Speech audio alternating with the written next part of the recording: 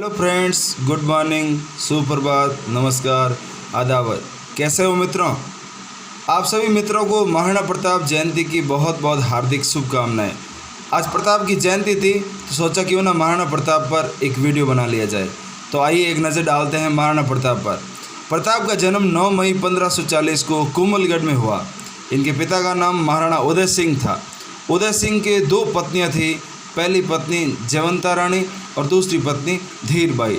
जयवंता रानी का जो पुत्र हुआ वो महाराणा प्रताप था और धीरबाई का जो पुत्र था वो जगमाल था। महाराणा उदय सिंह की मृत्यु 28 फरवरी 1572 में हो गई थी।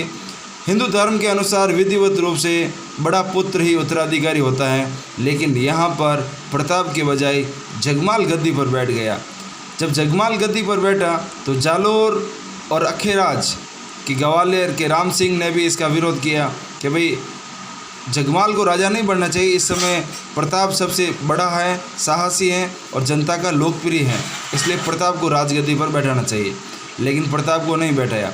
इस प्रकार से गोगुंदा में महाराणा प्रताप ने राज्याभिषेक किया और एक प्रकार से ये राजमहलों की क्रांति थी। क्यों इसलिए थी? क्योंकि ये बड़ा बेटा था तो इसने अपने आप को वहाँ का सम्राट यानी राजा घोषित कर दिया। ये बात सुनने से जगमाल रुष्ट हो गया और बादशाह अकबर के पास चला गया था। थोड़े समय बाद प्रताप का विधिवत रूप से राज्याभिषेक हुआ कोमलगढ़ में 1572 में। इस सम्मेलन में, इस राज्याभिषेक में जोधपुर के राठौड़ राजा राव चंद्रसेन भी इस समारोह में शामिल हुए थे। महाराणा प्रताप को मेवाड़ केसरी, हल्दी घाटी का शहर, कीका, पाथल आदि के नाम से भी जाना जाता है। अकबर ने महाराणा प्रताप के पास 4 व्यक्तियों को भेजा इनको समझाने के लिए कि भाई कैसे भी करके प्रताप मान जाए। इसका एक फॉर्मूला है जमो भट्ट। ज यानी जलाल खां, माँ यानी मान सिंह, भा यानी भगवंत दास, टा यानी टोडरमल। देखिए, जलाल खां 1572 में, मान सिंह 1573 में, भगवंत दास 1573 में और टोडरमल 1573 में। ये चारों आए थे कि भाई महाराणा प्रताप कैसे भी करके अकबर की अधीनता स्वीकार कर ले। लेकिन अकबर ने जो इन चारों को भेजा था, लेकिन महाराणा प्रताप ने इनकी अधीनता स्वीकार नहीं की। अगले पृष्ठ में एक और देखते हैं।